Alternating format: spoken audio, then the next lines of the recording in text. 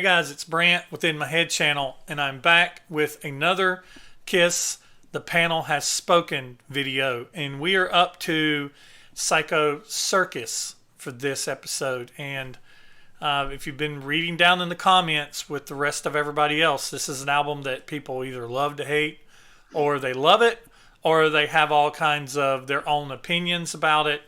And we're going to kind of, I think between the four of us, we're going to probably cover all of those. We may all agree, disagree with that. So we're going to discuss these songs, and we're probably, some of us will probably be on your side, and some of us will probably be opposing you. So we'll see. I have my own opinion about this album, and it's not the opinion, at least I don't think it's the opinion that everybody else is going to think I feel about it. And I'm just going through the comments. I didn't really see anybody siding with me on this. So we'll see if everybody else does, or anybody else does in the panel here. So with me today on the panel, I have my partner in crime. He's over here. I have my partner in crime, Rick from It's All For You Demon.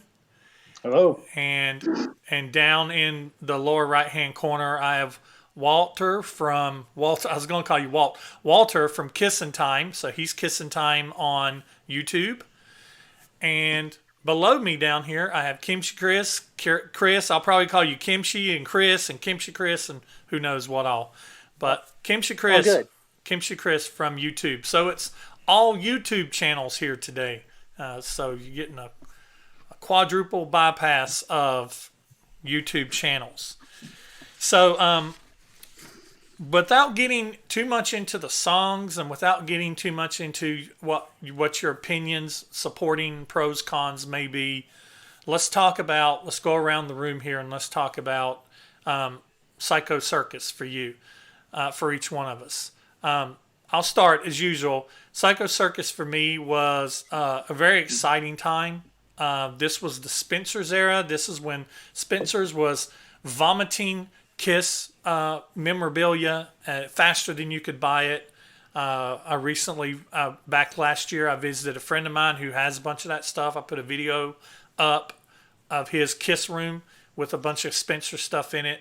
But I remember being excited about this. I had the shirt.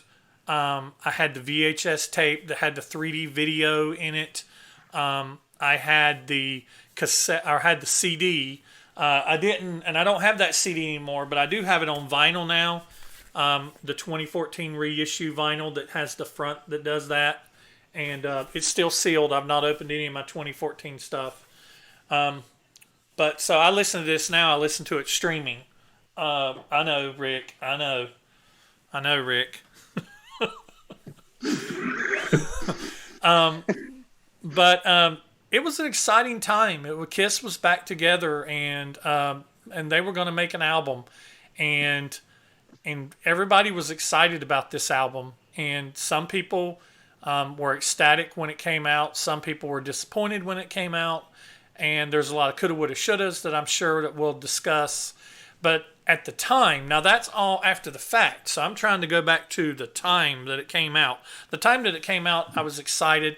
I was just happy to get material from the band, to see all the guys recording again, even though it might not have been on every song. We didn't really know that, but you kind of noticed it when you started listening. And we were already used to KISS, having ghost writers and ghost players by this time. So it was kind of old hat. But I don't want to say too much because I don't want to get too much into my thoughts. But I remember being excited about this album and the tour that was before it, the tour that was after it. And it was a good time. It was a good time to be a KISS fan again. It kind of recharged and resurged the makeup era, and kind of helped it go along. And it's kind of just stayed along to the way it is still today, with Sonic Boom coming out some years later, and then Monster coming out, and then Rox Vegas coming out, and KISS, where they are now with the temporarily suspended End of the Road tour. So it's kind of the thing that started things back up along with the reunion. So it's good times. It's good times for me. And I enjoy this album. Even with my beefs I have with it, I enjoy it. So that's enough for me for now. What about you, Rick? I was working at a music store when this came out, and I just remember like it was so exciting to make room for the CD the night before. I took the next day off, came in, bought it, went home. I just loved it. It was so much fun. And yeah, I have like that shirt you were talking about. I mean, I was all over Spencer's at that time. That was like heaven. It was like a candy shop. And even though basically you said everything I was going to say, even though, on your second and third listen, you realized this wasn't Gene, Paul, Ace, and Peter as a whole through the whole album. I don't care. I loved it then. I still love it today. It's a fun record to play. It's got its, as you like to say, your stinkers, but I mean it's fun. I still celebrate it. All right. So, Walter, what about you? Psycho Circus. Psycho Circus. Well, that the whole reunion, farewell, Psycho Circus era, that chunk, that 6-year chunk, I think was a magical time. Because Kiss was back, it was the 4 original guys, and there was a lot of things going on that were really fun.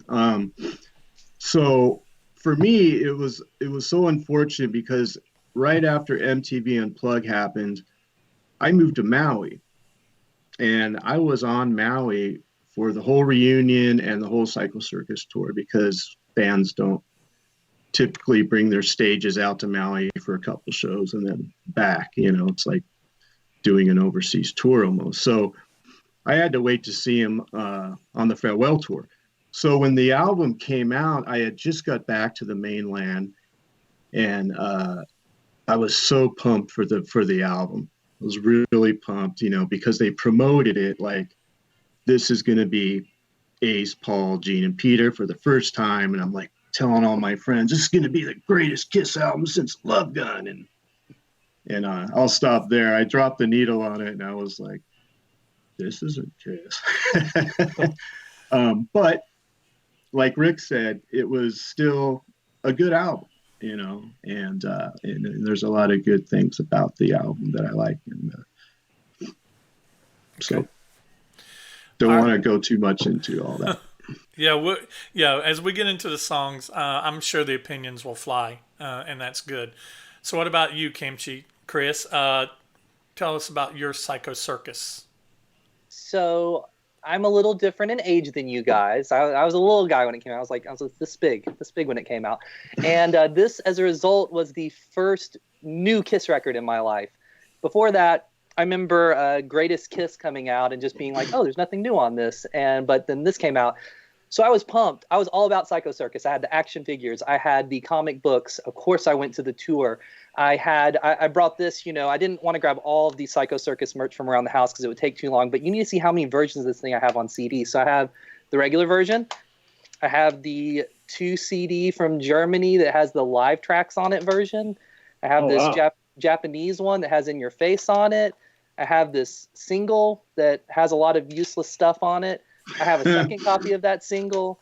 I have the single with Peter's face on it, single with Ace's face that came with the VHS tape. I have the We Are One single with the cardboard cover, and 2 copies of the regular We Are One single. And I might have more. I don't know. But the point is, I was so excited when this came out. I remember I had my mom go to the mall and purchase it for me on release day so I could have it the second I got out of school and listen to it. And I remember it came with a poster from the store. I'm sure Rick remembers how record stores would do promo items. Mm-hmm. They don't do that anymore too much. But it came with a poster and it came with a magnet. Poster was cool because it was a Psycho Circus shot. Magnet was from the reunion era. Pretty cool though. And I remember just loving it as a little guy. And, with the internet being a big thing, I didn't know that anybody was, playing on this that was different than the original guys. I was a little kid. I was pumped about it. I just seen them on the reunion tour, and a little bit after this came out, of course, it was announced they were coming back to Nashville, and I was so excited. And I think that's kind of what plays into my fandom of this album, is because a lot of people say, when I got into the band, this was my new album, be it Crazy Nights, be it Revenge, be it Hot in the Shade, whatever it is. So those records hold a special place in your heart. And I know that's what it is with me, but nonetheless, I still think it's a dope record, and we'll get into the discussion of that here in a second. But I did listen to it in excess for the last week or so, and I still think it's great. I still think it holds up. And yeah, it really helped, form an opinion for the band even further for me as a kind of a vital, vibrant band. It was also good being in school because I could say, hey, these old guys that I love are putting out new music, so it's not just Limp Bizkit. KISS is still relevant because Limp Bizkit was the big one at that time, biggest band in the world at that point. But KISS was back, so didn't need the nookie anymore.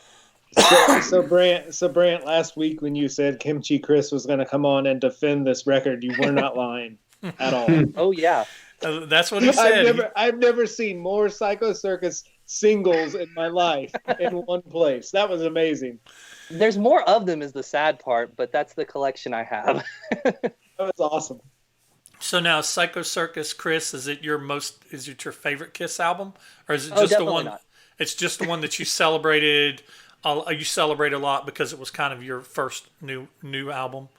Yeah, I think I appreciate it and like it a lot more than other people, but it's not my favorite. I mean, that of course goes to the more classic stuff. Funny enough, I always go between Hotter Than Hell and Love Gun. I can't decide which one is my favorite, but it's one of those two. If you take the live albums out of it, because obviously a lot changes things. But nonetheless, yeah, it's up there a lot higher for me. I know some people say this is the worst KISS album, and I say you're wrong because Hide the Shade exists. Yeah. You was talking about Watch the tongue there, boy. No, you're not old enough to have an official opinion about KISS. People have told me that, and I'm just like, wow, age discrimination is alive and well. Similar to one of my friends, his favorite KISS song is Deuce, which is a good KISS song. Nobody argues Deuce, but people have said things about his opinions on KISS or anything else because he's a black guy, and I'm just like, that is beyond wrong. So it's age, it's race, it's sex, it's whatever. So the hater's gonna hate, but it's whatever. Every opinion's valid. I love seeing young KISS fans. We have Emily, who is 23, and she tells stories about being 2. And a lot of my viewers sometimes they'll be kind of, and I've rose up in the comments and defended her because they're like, oh, so you were 2. Oh, do you remember this one from when you were 2? And, some people do remember that well, that far back. And we also have like CC Spooky 6 from Twitter. She's 18. So we have, I love seeing young KISS fans. I love that. It can't be all us old farts. It can't be all us guys in our 40s and 50s and in our 60s. It can't be all of us. It has to be younger people too. And so I'm not going to be the person, even though in my neighborhood I am the old man that stands on my front porch and tells people to get the hell out of my yard. I'm not going to tell young KISS fans to get the hell away from my band. Does it kind of gnaw at me a little bit to hear young fans not have an issue with Tommy and Eric wearing the makeup? It does gnaw at me a little bit, but they don't have the experience of that history. So I think that's what bothers me, is because that was my KISS and this is their KISS. And so I have to be perfectly accepting that this is their KISS and they're perfectly okay with the guys wearing the makeup, and that's a hard pill for me to swallow sometimes. It's a hard pill for a lot of us to swallow sometimes, especially us older folks, but we have to, because we have to let them have their KISS. Well, the funny part on that too is I love all these, older gentlemen, and there's nothing wrong with being older, obviously, because I'll be there one day just like everyone else. But I love that they'll talk trash online, but the second you're at the KISS Expo and Tommy is there in person, they're the nicest guys in the world to him, getting pictures, autographs, everything else. So it's just, if you really hated the band so much, just get out of the fandom. Mm-hmm. It's fine. We don't need you. There's a lot of us here. It's cool. So but the young kids, they're needed. Because even the people that follow my channel, especially I interact with on Instagram and stuff, they're younger than me, especially the ones on Instagram. They're like 14, a lot of them, and they, they're great. They'll send me little messages and stuff and say, hey, I'm glad there's someone out there talking that's a little bit on the younger side, which, is no put down typically to anyone else. But I think it's very important to have every generation. I think there should be like 80-year-olds talking about them as well. I think we need to give Paul's dad a YouTube channel, let him talk about Paul, basically. We talked about how this album, talking about the little bit behind the scenes on the album a little bit. It wasn't entirely KISS, and we do have some outside musicians. Bruce Kulick plays on a lot of songs. He plays a lot of bass for Gene on a lot of songs. Like Bruce plays bass on Psycho Circus. Paul plays bass on Pledge Allegiance to the State, Rock and Roll. Paul plays bass on I Finally Found My Way to You. Bruce plays bass on Dreamin'. Peter plays drums on one song. Kevin Valentine plays drums on all the others. Tommy Thayer plays lead guitar on Psycho Circus, Raise Your Glasses, and Dreamin'. And Bruce Kulick plays the backwards guitar solo intro on Within, and the bass and the backing vocals. Then we have some acoustic piano, Shelley Berg, and then Bob Ezrin plays the Fender Rhodes on track 8. So, and this album had a lot of really cool demos. I'm going to put a link down in the description to a video that has them all. But there was a couple different versions of In Your Face. And a lot of people wanted In Your Face on this, but I wanted to go with the kind of the release that I felt like most people would have, which would be the American release, the US release that did not have In Your Face on it. As Chris said, it was on the Japan release. But Paul had a demo called Body and Soul, which was, it was good. Gene had a lot of demos. He had one called I Want to Rule the World, which sounded like it could have been on his solo. He had one called Carnival of Souls, which was actually really nice. He had, of course, It's My Life, which is good.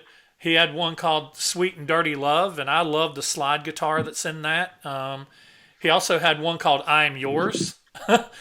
He also had one called Rain Keeps Falling that's kind of funky and edgy.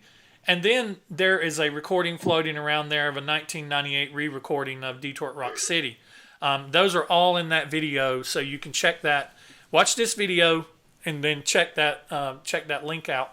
And saying up front, go ahead and give me a thumbs up for this video, and go ahead and click subscribe, the notification button. And after this video, go to these guys' channels and do the same. Do the same on that too for these guys, because that does help us out for those who try to make a little bit of money coming back. And trust me, it is not a lot. But try to make a little bit to come back, because then what I do is I take this money, it goes into an account, and then whenever I actually can go record shopping again or get online and buy stuff off eBay, I buy it, and then I make videos talking to you about it and not educate, but entertain you. So it's kind of like, you watch videos, it doesn't cost you anything, and you click thumbs up and subscribe and do stuff like that. It doesn't cost you anything, but it lets me make the channel better. And that's the same for all these guys. Rick's not monetized yet. I'm trying to get him to that 1,000, and then at that point in time, he can choose if he wants to monetize or not. And Chris, aren't you above 1,000 yet? This close. So go give those subs right now. Well, finish watching this video, and then open a new tab while you're watching this video. Find me and click the sub there. Right. Yeah, he's close, guys. I thought that you were close. I didn't know if you'd made it yet or not. And Walter, I don't know where you're at on yours. I think you're still getting started, aren't you? I need someone to watch my videos for 1,000 hours, and then I'll have that part of it out of the way. Yeah, continuously though. It's over time. Yeah. Right? Doesn't it say like 1,000 subscribers or 1,000 hours? It's both. It's both. Okay. It's both. It's more than 1,000 watch hours. I can't remember what it is exactly, but and you have definitely more than that. And it has to be maintained. I think it has to be maintained. Like if you fall below, that's to keep you making videos. That's to keep you on the treadmill. But anyway, we're getting off on that's an entirely different video. So let's get in. I make mine for fun. Let's talk about you guys. Let's talk about the panel. Big panel this time. We had how many did I say earlier, guys? 93. We got 93 on this panel, and I'm going to read them off my spreadsheet here just because it's easier to do that. So we got me, Rick, Kimchi Chris, and Walter from KissinTime from YouTube.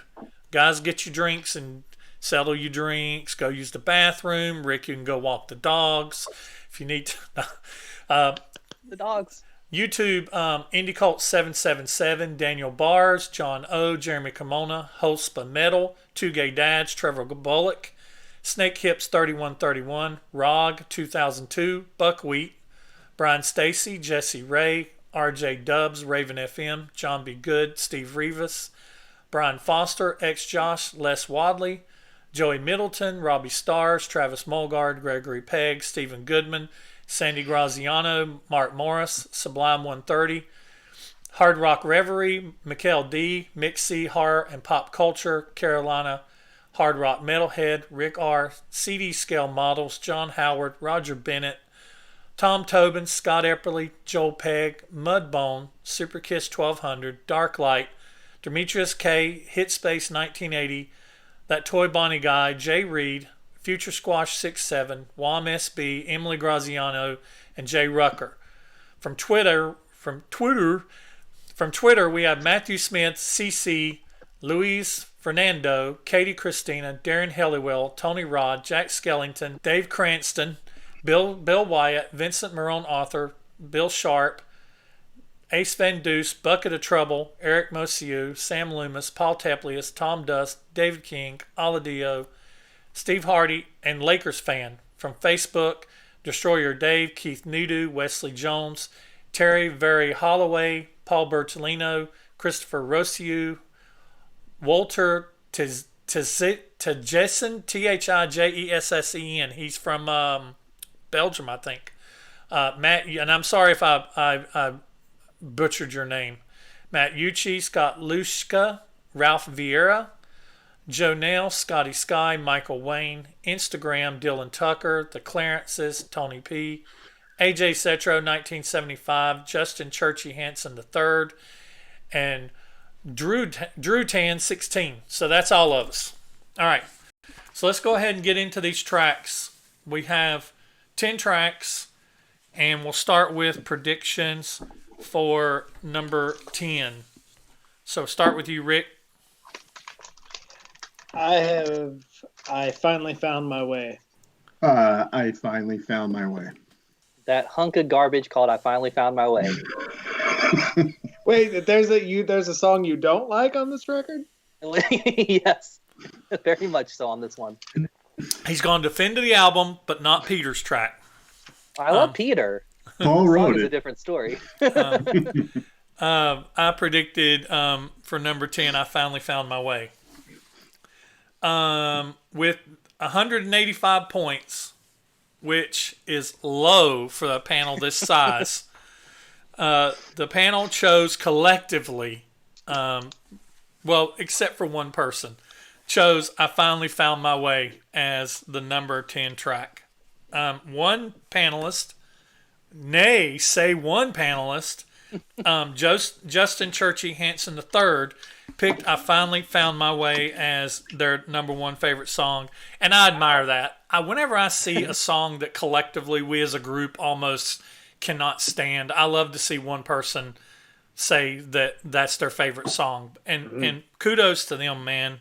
Now, believe it or not, I did not pick I Finally Found My Way as the worst song on this album, or my least favorite song on this album. I actually picked it as 8th for me. This song, it sounds like, this is one of those songs where it sounds like they're trying too hard. And Paul wrote a song for Peter, and Peter's performance on it is, I don't know, it's like he's trying too hard. The only part about this song that I really stand up for, and I will listen for this song to get to this part, is when Paul and Peter start singing together. That remember how we used to hide away. That's the very best part of this whole song. And even though I saw some viewers give that part crap, saying the duet between the love song between Paul and Peter, I doubt Peter and Paul ever hid away anywhere together. But I don't know, man. I don't hate this song. It feels forced, and it feels like Peter's trying too hard. It's like they're trying to write a Beth part 4 or part 3 or whatever. But man, there's so much better stuff. I hate to see that Peter on this album got niched into being the ballad. You know, Peter gets niched into singing ballads, Hard Luck Woman, Beth, and let's give me a Baby Driver, give me a Hooligan.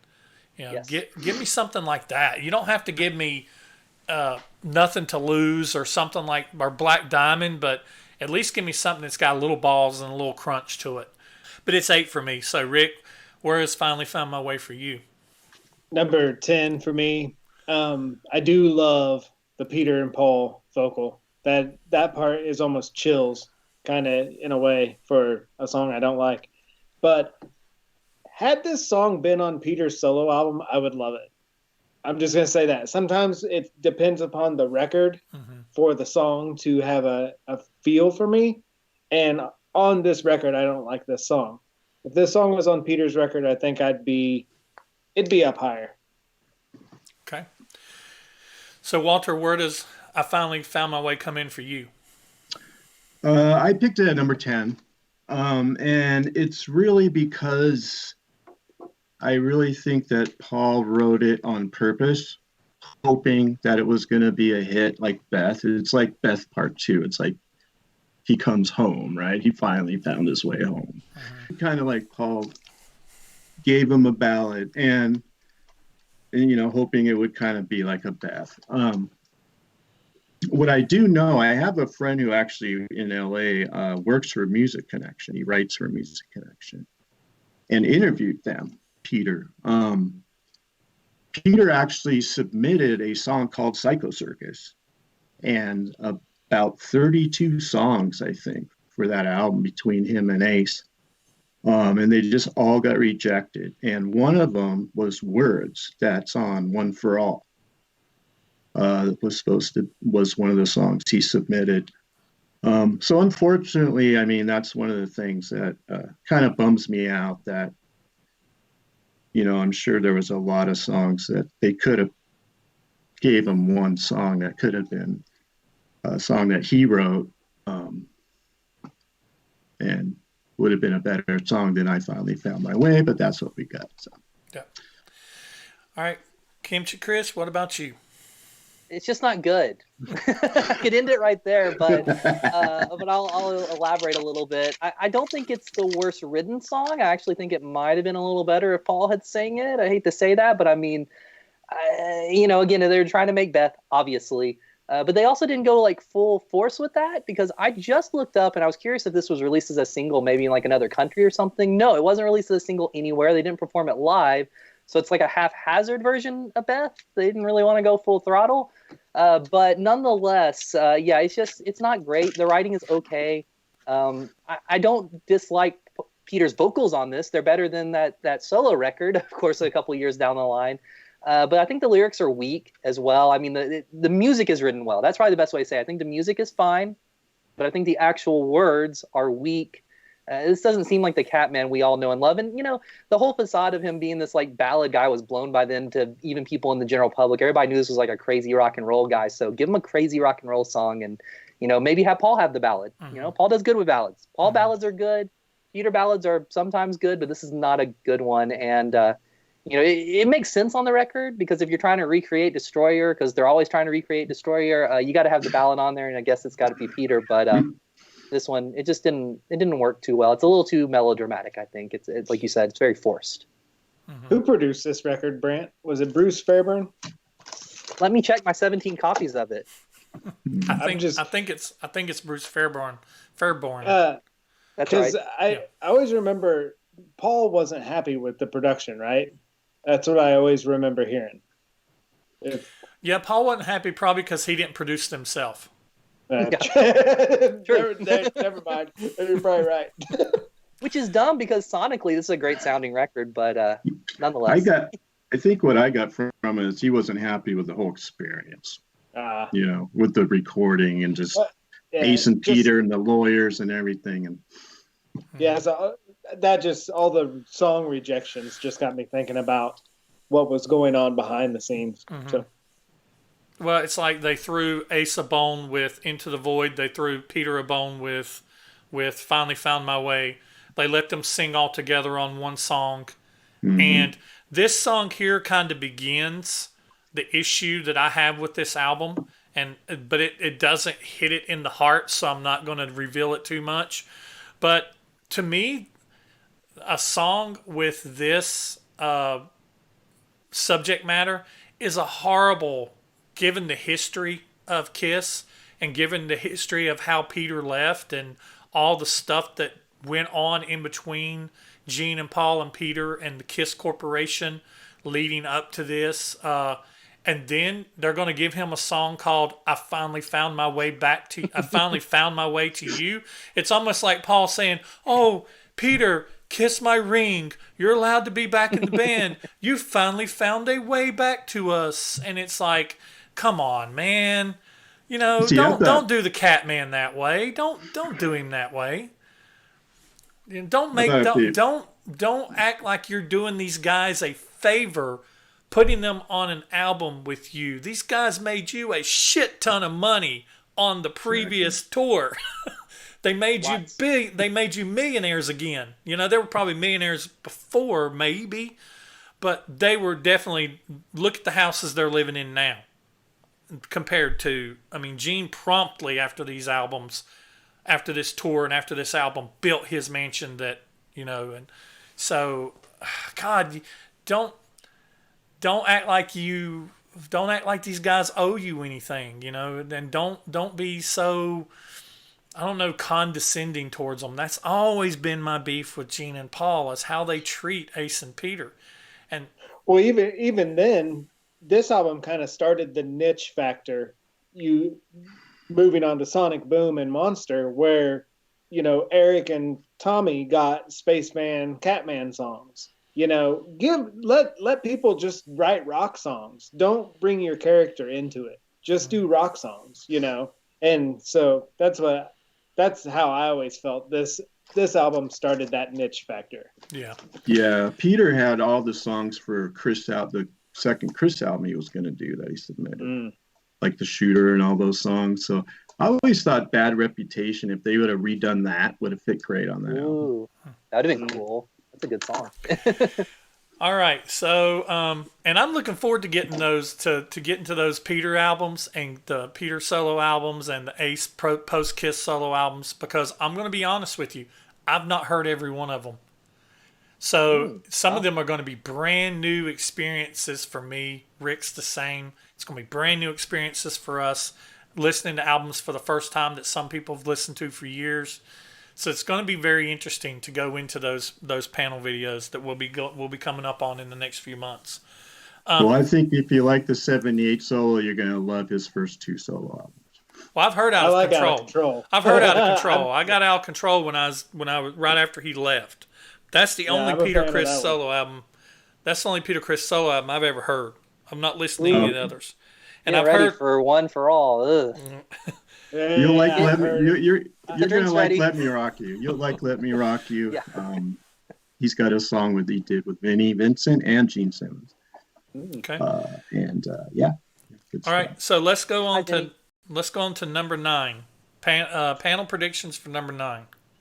Raise your glasses. Raise my glasses. Okay.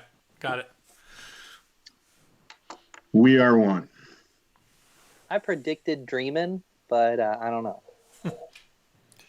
I predicted Raise Your Glasses for number 9 as well.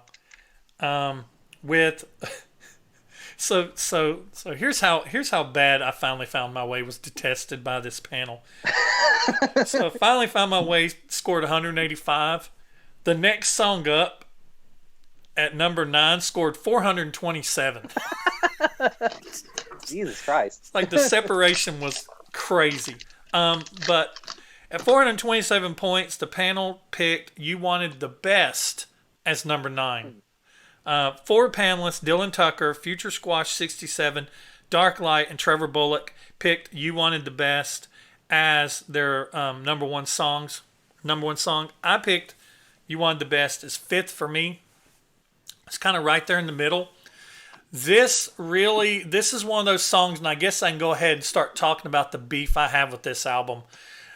This is one of those songs that puts it in your face that we're back together. This is a celebration of the band. You wanted the best. You got the... They made a song about their tagline. And I mean, and I'm not going to go too much into it, but because there's other songs that definitely hit it harder.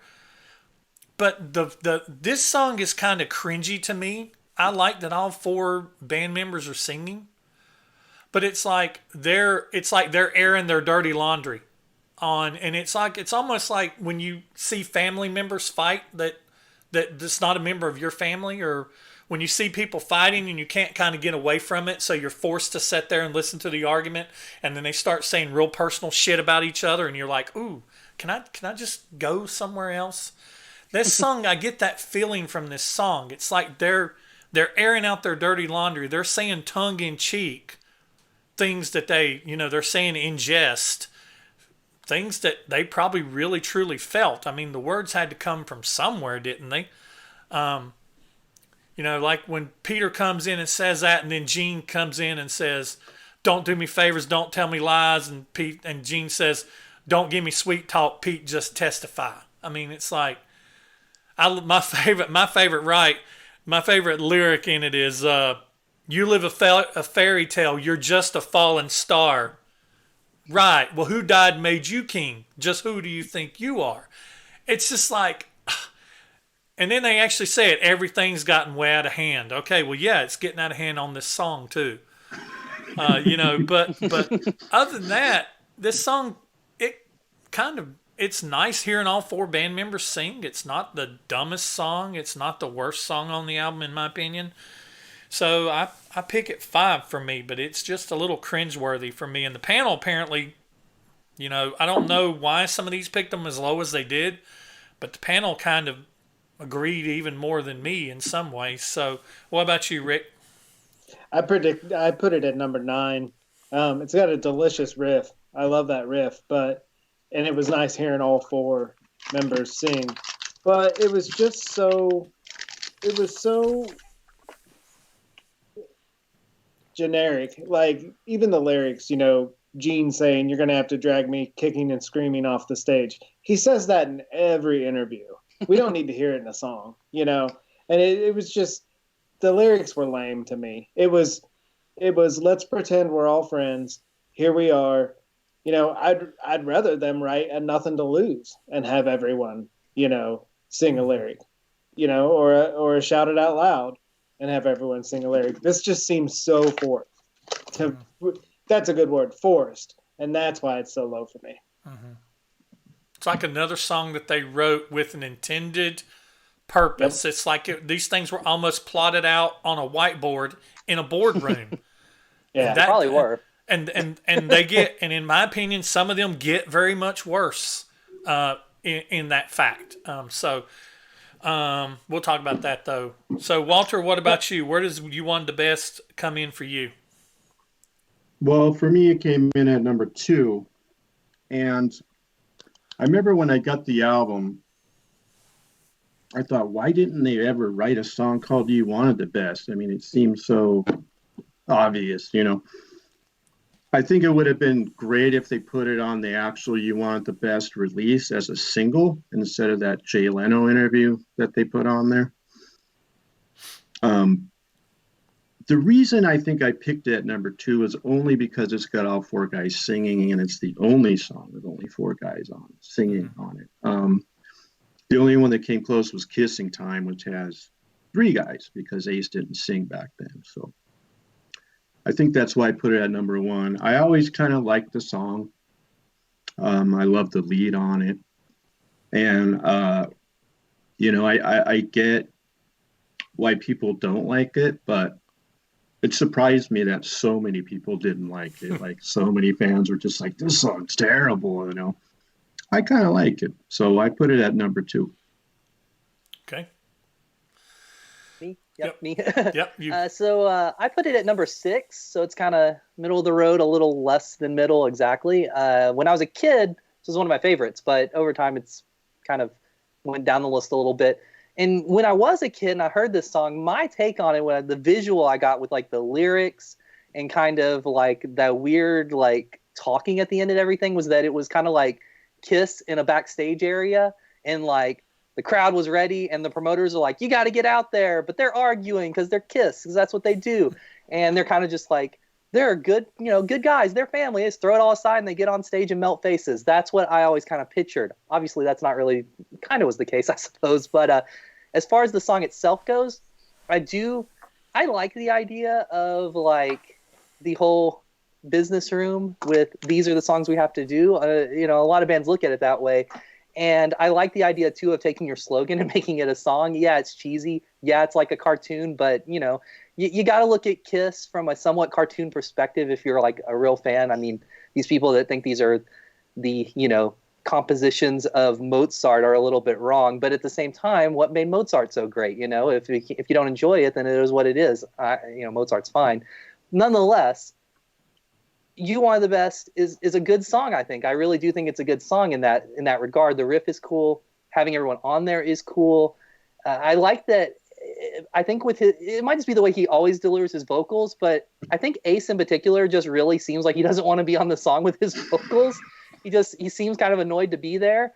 And I like that because my mental picture always of Ace is that he's just kind of like, let's just get going. Let's just get this done. Let's move on. And I really do think that this would have been a cool thing, another missed opportunity if they'd done it live. I think this would have a pretty good fan reaction if they did it live back when it was new, and it probably would have ranked higher on this list. But again, this is KISS, and they only did 3 songs from this record live, so you know it is what it is. But yeah, it's kind of middle tier for me, middle tier, yeah. Okay. All right, so that brings us to number 8. What's predictions for number 8? I know I'm wrong on this, but I said Into the Void. Okay. You never know with these things. What about you, Walter? What's your prediction for number 8? I actually picked Into the Void as well. Okay. For number 8, I actually predicted You Wanted the Best. I thought it was going to rank low, so yeah. I predicted number 8, and some of these I was just throwing darts at the board. But I predicted I Pledge Allegiance to the State of Rock and Roll, the longest title of a song ever. It's a sentence.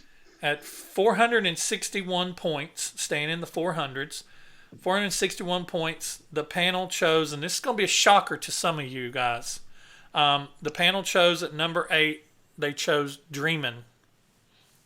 How many is that a shocker to? Is that a shocker to any of y'all? Any of you? I mean, I predicted it at 9, so I think I thought with the Alice thing this would go low. Yeah. 5 panelists: AJ Zetro, 1975, Paul Teplius, David King, Demetrius K, and RJ Dubs picked "Dreamin'" as their number 1 song. I picked it as my number 7. I don't not like this song. It's just I really don't have anything very good to say about it. Yeah, it does definitely sound like I'm 18. But I liked Paul's voice in this. He still had it. Whenever he breaks into that chorus and he says, "I'm only dreaming," and when he breaks into that, the chorus to me is the best part of this song. I'm not a fan of the verses. I think they peter down a little too low. And I'm a fan of dynamics. I love it. But it's just the best part of this song to me is the chorus. But you know, it's 7 for me. It's kind of left of the middle, heading towards the bottom. The whole second side of this album to me just feels kind of does like that. But you know, so what about you, Rick? Dreamin' for you. I like this song. I always thought it was kind of badass. It's got some power. It's got some emotion. It's got that Paul Stanley kind of craftsmanship, even though the foundation of the ship was an Alice Cooper song. The only thing I don't like is right towards the last chorus. It just kind of, it's like they didn't know what to do, and so they just did those snare shots at ba ba ba ba ba ba ba. That they could have done something cooler. It almost seemed rushed at that point. Like, let's just, I don't know, do a bunch of snare shots and we'll go back into the chorus. But that chorus, like you said, has some emotion to it, and it's a dramatic song. I like it. Okay. What about you, Walter? I put it at number 4. To me, it's my favorite Paul song on the album, because it's not that. I wasn't never crazy about Psycho Circus for some reason, and The other Paul songs in the album to me are just sort of the anthemic ones. So this song to me, for me, is my favorite song of the album. And I'm a huge Alice fan. I'm like a walking Alice Cooper encyclopedia. I see a little bit of the 18 in there, the beginning,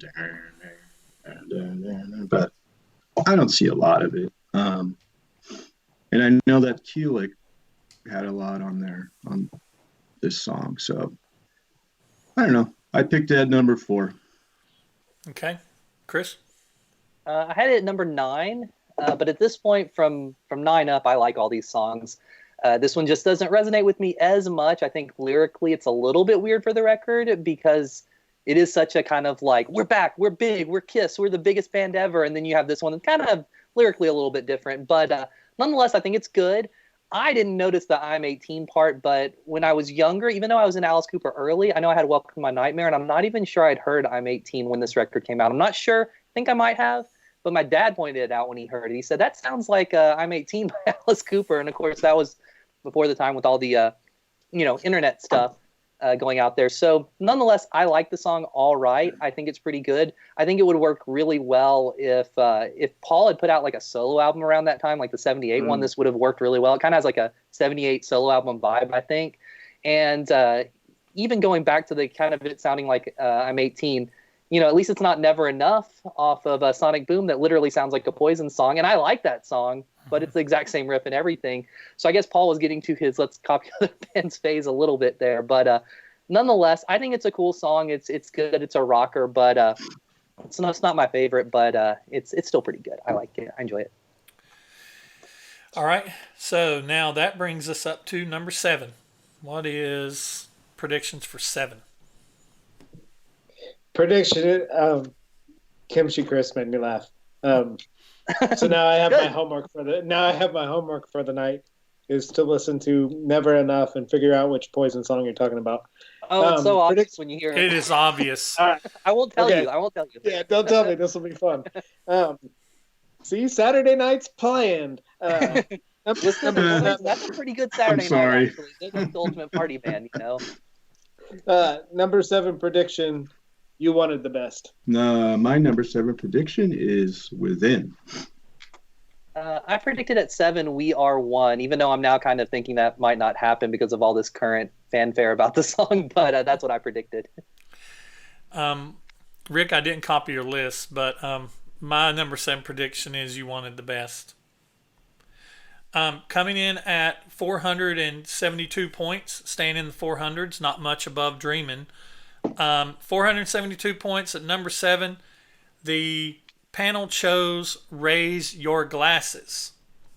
5 panelists, the Clarences, Tom Tobin, Super Kiss 1200, Joey Middleton, and Gregory Pegg picked Raise Your Glasses as their number 1 song. I picked it 6 for me.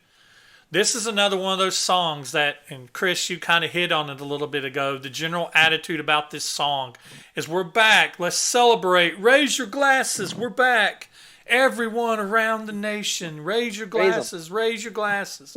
And raise your glass. Raise my water. And it's another one of those songs that, but I still like it. I mean, I'd score it 6.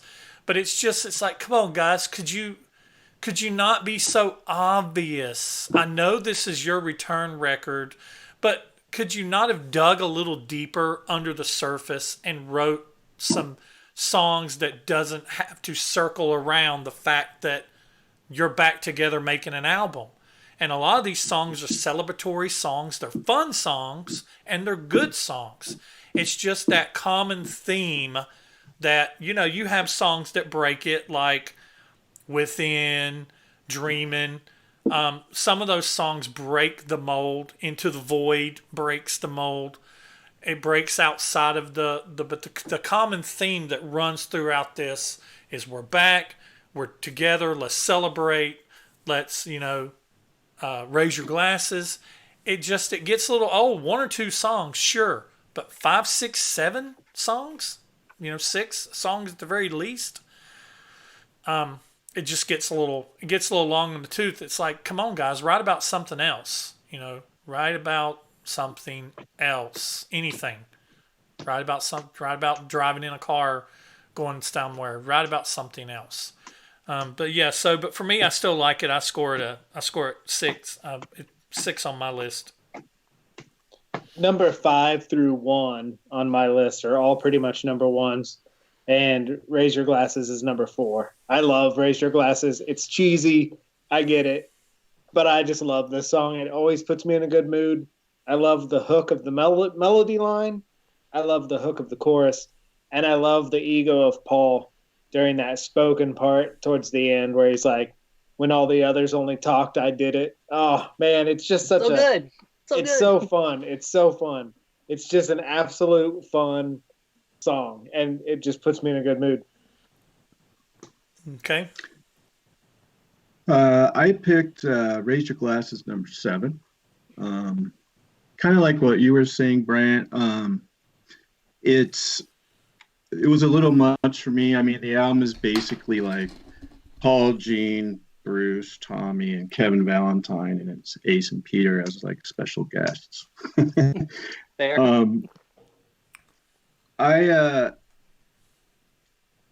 For me, it's like 1 through 5 are the songs that I like, and then the rest are sort of I don't know. This song never really did it for me. Okay. Don't have much else to say about it. Okay. I have Raise Your Glasses at number 5, which kind of from 8 and up are all just like great songs, I think. And this is what I love about Paul. This is the Paul I love. Again, I like the victorious Paul. I love the you can do it, we did it. You know, you made us rich again, so let's raise our glasses, Paul. You know, I love it. You know, he's excited because now he can raise the nicer. He drinks wine, right? Yeah, Mm-hmm. He can raise the nicer wine, and Ace can drink whatever he wants. But with that being said, I think it's a great song. It's so victorious. This is the Paul Stanley that I know and love. And yeah, it's boasting, but you know, here's the thing. I thought about this as you guys were talking. This is a weird connection I never thought of till literally like 20 seconds ago. So you got to look at the musical landscape at the time, 1998. Again, I was the guy in high school that all this stuff was being thrown at and marketed to, or not even high school yet. Would it have been high school or middle school? I don't know. Young, little, like that big. And rap rock was really big at the time. I mentioned Limp Bizkit jokingly earlier, but you got to remember, Limp Bizkit, Korn, Rage Against the Machine, Slipknot, all these huge bands.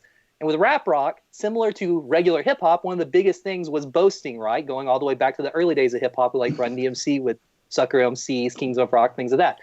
So this made them somewhat competitive and somewhat, you know, of the time to be boasting, because all those rap rockers were also boasting. Again, Limp Bizkit were the kings of it. They were like, we're rich, we love it, we're successful, you're successful because you made us successful. So I'm really glad that KISS didn't go in that direction, trying to make a rap rock record. That would have been awful, I'm sure. But nonetheless, this kind of works with that. And I think that made this somewhat contemporary for the time. And even outside of that, just the music is so good. This sounds like it could be in something from, you know, on a record from the 70s. And it just works so well. I know that, you know, it's basically just Paul's solo. But, you know, if Paul had put a solo record out in 1998, that would have been fire. I don't care what anybody says. 10 to 15 tracks of Paul Stanley in 1998 with the 1998 Paul Stanley vocals and Paul Stanley writing and production, everything would have been great. And I think the song really just shows how good and how on top of his game Paul was at that point. Mm-hmm. Let's talk about our predictions for number 6. I pledge allegiance. Okay. Journey of a Thousand Years. I also predicted Journey of a Thousand Years. Look at that. I predicted Dreamin'. At 510 points, breaking into the 500s. For number 6, the panel chose Journey of a Thousand Years.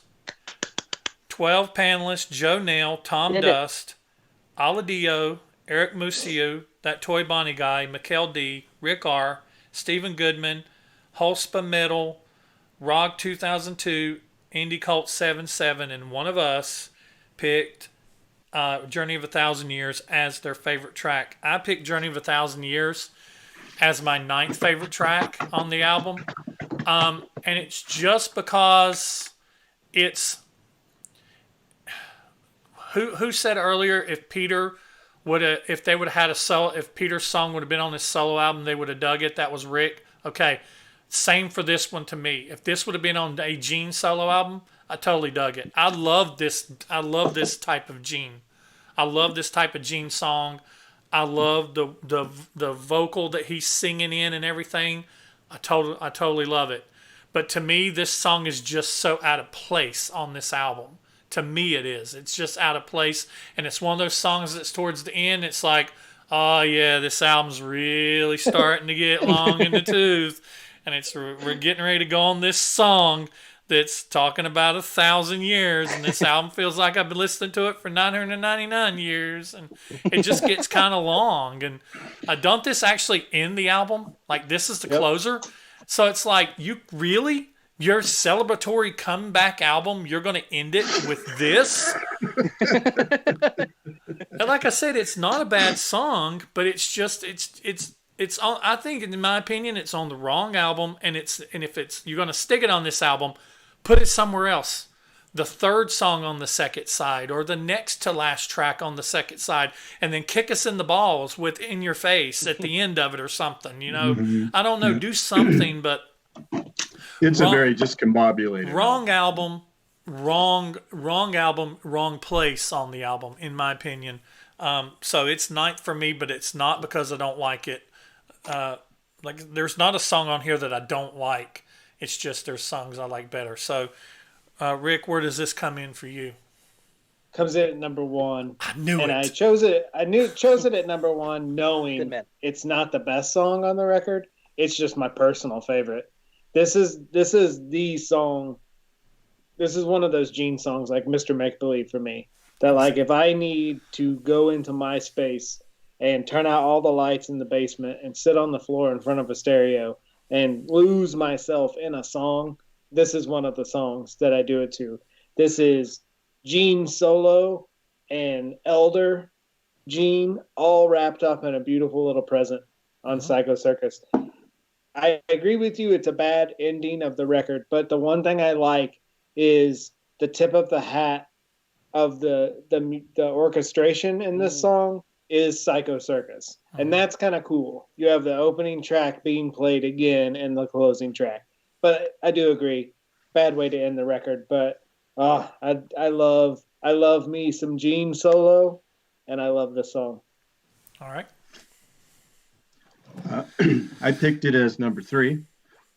I actually really love this song as well. And like I was saying, I thought the record had I thought it was a very kind of discombobulated record. You know, to me, it sounds like 80s Kiss with Ace and Peter on it. And then you got some Elder mixed in with some Carnival Souls mixed in there with Within. And so it's kind of discombobulated for me. But Journey of 1,000 Years, when I hear it, it just kind of strikes a chord in me. I don't know what it is. Kind of like maybe what Rick was saying with Mr. Make Believe and all that. Like, you know, I went to Kiss Live 2 and I love the early days, and that's what I collect, but I have everything still. And I still have all the records and stuff. And when I was listening to this again, that song, you know, I always like that song for some reason. It just kind of takes me away, and no other songs on this record really do that. It's not my number one, but it is the one song that does sort of get into my head, and I escape with that song. So I really like that song. Okay. I think it's a great song. I picked it at number 2, and again, even though it kind of doesn't make sense on this record, it kind of does make sense, because again, this is a record that everything doesn't make sense. Obviously they're trying to make Destroyer Part 2, because they're always making Destroyer Part 2. They're making Destroyer Part 2 right now, if you didn't know. But nonetheless, I think it's a cool song. I agree with Rick. I like seeing solo Gene. This very much harkens back to a 78 solo album, which is funny because I feel this record harkened a lot around the 78, 79 era of Kiss. And then, of course, with Sonic Boom and Monster, they kind of went further back than that to like 75, 76. Kind of weird. They were working backwards. But I think it's cool. The lyrics are just kind of typical weird Gene lyrics. When he's not talking about girls, he just kind of talks about just almost borderline nonsense sometimes, but it works really well in a song like this. And I remember even as a kid thinking, is this a reference to 100,000 years since it's 1,000 years? You know, I remember thinking that, even though musically, of course, it sounds nothing like it. But I have always liked this song because of that. I think it's really cool. I think it would have been amazing if they could have actually played it live at any point, especially when they did like the symphony show. Imagine this with a symphony. Oh. That would have been dope. That would have been amazing. And kind of like Rick said, also, I love the harkening back to the music of Psycho Circus earlier in the record. It kind of brought it all full circle. And another idea I always had for this song that they would have never done, but again, kind of on the live side of things, imagine if they had opened their show with this song. It would have been a lot different than a normal Kiss opening. It wouldn't have been the same bombast with, you know, explosions and everything. But if they'd done kind of like, almost like have a see-through screen and they're playing this song kind of behind you, you just kind of see the shadows of the guys popping up, light, smoke, pyro. It's kind of like doing this like ultimate build up kind of thing. And then they go into like, say, Psycho Circus or something, and that's when the curtain falls, there's pyro, it's normal Kiss. That would have built a really cool mood, I think. But of course they wouldn't do that because the general Kiss audience, they wouldn't know what was going on. They'd say, what's this slow, moody song opening the set? This isn't Love Gun, as Paul says. Yeah, this sucks. What are they doing? Is this Elder Part 2? I mean, I know the general audience doesn't even know what the Elder is, but if they somehow did, they might question that. But personally, I think that would have been a cool intro, but it would have made it like 3 shows and they would have dropped it. But I think this is a wonderful song. This is one I really wish Sheen had brought out on his solo tour they did with the Residency guys a couple years back. I remember hoping he's doing all those. Yeah, he's doing all those cool, obscure songs, and those guys can play anything. Mm-hmm. Trust me on this. Those guys can play anything. And, because they used to do the free residency show every week here in Nashville. So you go watch those guys for 3 hours straight, and they can play anything. So he should have done this on a solo tour if he wasn't going to do it with Kiss. But I think it's a wonderful song. Number 2, across the board. Like Rick said, he pretty much said a lot of things I was going to say. It takes you away, and it's great. Wonderful song. Perfect. All right. So that brings us up to number 5. So what's the predictions for number 5? Dreamin'. I picked Dreamin'. I predicted Raise Your Glasses, but I was wrong, plainly. I predicted Journey of 1,000 Years. And I always want to say 100,000 too. Journey of 1,000 Years. I was close with 511 points. 1 point above Journey of 1,000 Years. The panel chose I Pledge Allegiance to the State of Rock and Roll and the United States of America, to the Republic, for which, anyway, no. Panel chose I Pledge Allegiance at number 5.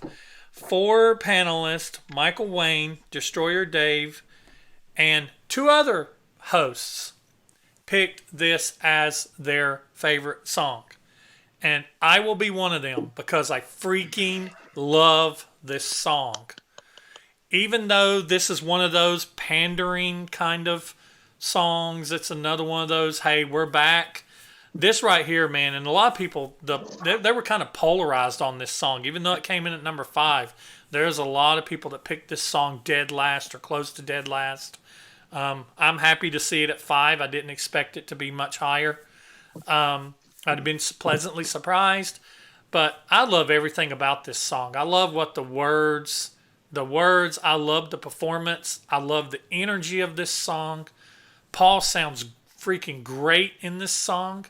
But yeah, man, this is if you're not going to say it's beyond, this song's bigger than being a Kiss fan. If you're a rock fan, this is you pledging allegiance to the state of rock and roll. This kind of harkens me back to his Preacher Paul during the Alive album where he's talking to the crowd and he's saying, if you believe in rock and roll, and they're getting them to yell, and he says, that statement, he says, to get the crowd to stand up. Now he says, now that you believe in rock and roll, why don't you stand up for what you believe in? And I mean, so it's like, this is that type of, I pledge allegiance to the state of rock and roll. And so it's in the line of that kind of stuff that they were doing, but it's not about them. It's making it about rock and roll in general and being a rock fan in general and being a Kiss fan in general. So yeah, I pledge allegiance to the state. And this is not one of the songs. This song has grew on me over the years. This used to not be my number 1 song. But it definitely is my number one song. Now, whenever I start this album, this is the song that I'm looking forward to above any other song on this album. It is this one. So this is hard my number one. So what about you, Rick? It's number 7, but that doesn't mean I don't like it. Walter mentioned earlier that this album had kind of an 80s feel. And to me, this is 80s Paul. This is Crazy Nights Paul with a little Love Gun Paul in it. I like the pre-chorus has a little piss and vinegar in it, which I like that. Mm-hmm. And it's a great song. It's one of those songs that, you start off this album with such a great opener. You have to have something to look forward to, and this is the Paul song you look forward to. Okay. Walter? I picked it as number 6. Again, I think it's for the Paul songs on this album. It is a little 80s, but I do like that hook. I gave my blood and I gave my and like you were saying, the state of rock and roll in the 90s until KISS was back, it made it good again when KISS came back. Grunge was sort of there, and all the rock bands kind of died out, and then grunge was getting a little bit old at the time. And it was nice to see KISS back. It was cool to go into the toy stores again and get the action figures and all that. And so, for that, I would say, it was cool. And that's it. I picked it at number 6. It's a pretty decent song for what it was on the album. Okay. What about you, Chris? I picked this one at number 1. I'm right with you. This is to me, this is like quintessential, essential, whatever you want, whatever word you want to use. This is what Paul Stanley, this is what KISS should be. Anyone does pick this number 1, you're wrong. Sorry, guys. But I think this is a great song. I think this should have been the first single, honestly, more so than Psycho Circus even, just for the simple fact that kind of what you just said there, rock was kind of not looked at in the same light at this point. Now, we were, funny enough, kind of getting to that point again by here because we had a lot of bands reuniting. We had Aerosmith having big success again, Motley Crue reuniting, all those kind of things. But this was kind of like the de facto mission statement of the band. I pledge allegiance to the state of rock and roll, and we're here for this because, let's be fair, general populace doesn't care about KISS doing the Psycho Circus, building a shtick and thing around that, which they kind of abandoned fairly quickly anyways. They look at KISS as a rock and roll band. They look at Shout It Out Loud, Rock and Roll All Night, Let Me Go Rock and Roll, things like that. So this should have been the first single. This should have been played live. They should have really hit hard with this one because it works so well. The riff is so cool when it comes in. It's pummeling. It's the perfect rock and roll song. And I brought the lyrics up here because I really just wanted to, from a songwriting, kind of perspective, one of the lyrics on here is so weird, but it works so well. And it's in the chorus where it says, kind of going with the A-B method with writing songs. It has the legends growing as the story's told. I know that heaven's going to wait. So that's, A and B. And then it has I pledge allegiance to the state, going back to wait. So actually it's more A, B, B, A, because then rock and roll is after that. And roll kind of rhymes with told. To get onto too much, not to get too much into the nerd side of things, that's a really weird song structure, but it works so well, and you don't notice it that it's a weird song structure. So from a songwriting perspective, this song's fire. It's great, and it really does what it should do. It's just perfect. I like any song that has rock and roll in the title. Give me a whole album of rock and roll song titles because rock and roll is rock and roll. Believe in rock and roll. In the words of Guitar Wolf, believe in rock and roll. I love this song. How about an album of every version of Rock and Roll All Night? I mean, I don't know if I need that, but there's a lot of them, so we could do that. But yeah, everything rock and roll. I mean, again, you have a band like Guitar Wolf that their whole shtick is that they're a rock and roll band, and every album they really do have like 5 songs with rock and roll in the title. So, it's a phrase, and I think there's a difference between rock and roll, the word or the phrase rock and roll, and the phrase rock. I really do, because rock and roll is what KISS is. Rock is more like something random you hear on the radio, but we don't have to get on that. I can be on a tangent for 3 hours about that.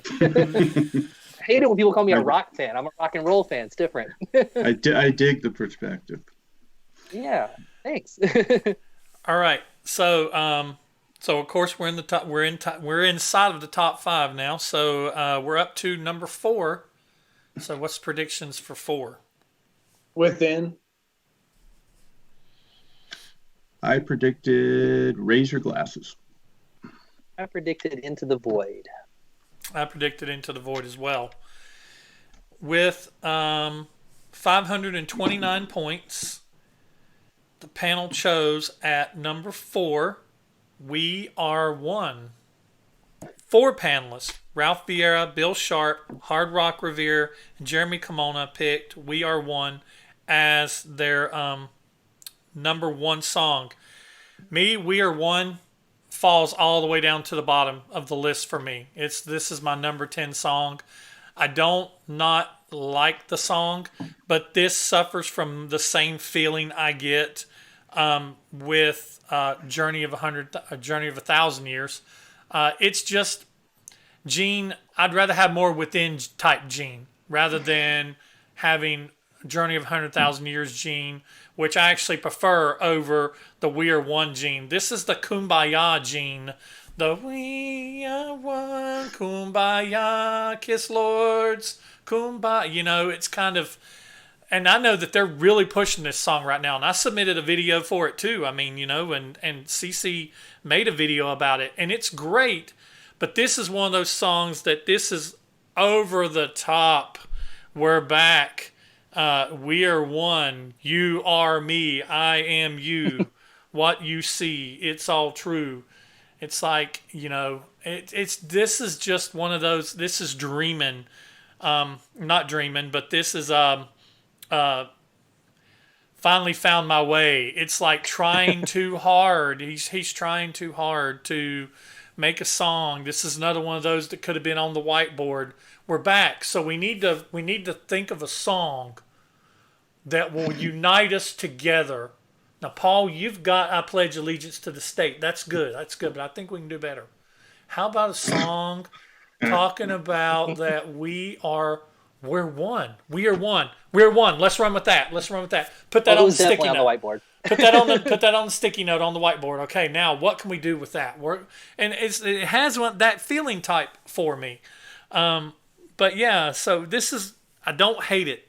I don't hate any song on this album, but it is it's below I Finally Found My Way to You on my list. So it's down there. So what about you, Rick? It's number 5 for me. I agree with all the cheese and the whiteboard and everything, but I love it, man. It's just got a Kiss fan, God gave rock and roll to you sort of pride to it, and it's cheesy, but I mean, it's also kind of like if you were 17 and you were picked on all day in high school by the jocks for wearing your Kiss shirt, you'd go home and cry and listen to this song and then be like, you know, screw those guys. Tomorrow I'm going to, you know, show them. And this is the song. So for that reason, I love it. That sounded very autobiographical there for a second. You boys leave me alone. No, I'm joking. Why do they keep picking on me? They keep saying, why do I like that band with Vinnie Vincent in it? How do they even know who Vinnie Vincent is? I don't get it. What about you, Walt? Oh, I put it at number 9. Is that all you got to say about it? Did I say much about anything, really? I don't know. You know, I put on the album. I rate the songs. You know, when you put on a good Kiss album, I mean, I'm sorry to say that. I'm not saying this is a bad Kiss album, Kimchi. But when you do an album that you love every song, you know, it's so hard to rate the songs. And so when I put this on, I just kind of went by, you know, I'm grooving to this one, this one not so much. So that's why it ended up at number 9. Just didn't do that much for me. Okay.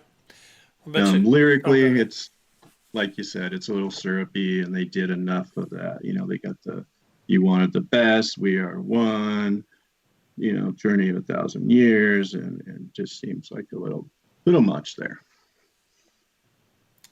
All right, Chris. Well, here's the single again. You know, it's going to be backwards. That bugs me. But that's one of the singles. But why was this a single? Nonetheless, I put it at what did I put it at? Number 7. I put it at 7 on my list, and I think it's all right. It's pretty good. It's unique. It's not very demon-like, but it kind of. I agree with you guys. It was very much we need a song to unite the people. I'm so excited. These earbuds are popping out, but we need to unite the people. Let's have a song for the people. Kind of like going back to how they said they wrote Rock and Roll All Night. But nonetheless, it's good. It's not bad. It's kind of good in the Kiss canon to have something that is a little bit different as far as the way it sounds and whatnot. But it's just okay as far as the album goes. It's cool. This is one I've said on a lot of these that I was surprised and sad they didn't play them live. I don't think this one would have went over live well at all. So I'm very surprised it was put out as a single. I think it would have landed like a ton of bricks because we all know when they play newer songs, a lot of people go to the bathroom anyways. But at least if they're like a rock song or something, kind of blend in. This one wouldn't have went over well. But kind of going back to Journey of a Thousand Years, this had been a solo album from Gene in '98. This would have probably worked really well for it. But the sentiments are nice. The lyrics are fine. It's kind of cool that it's getting a new life now, I think.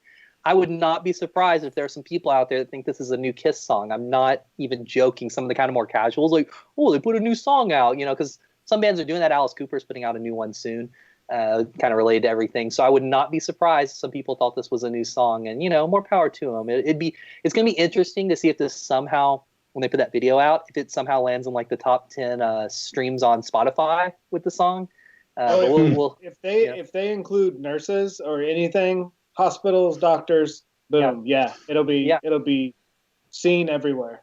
Yeah, they might start doing something with this song. You never know. Wouldn't it be crazy if they had like a weird hit with it now and it somehow made its way into the set list whenever things come back to normal? Actually, I think it would be a great song at the end of the show when the house lights come up to play. Live or not live, but over the sound system.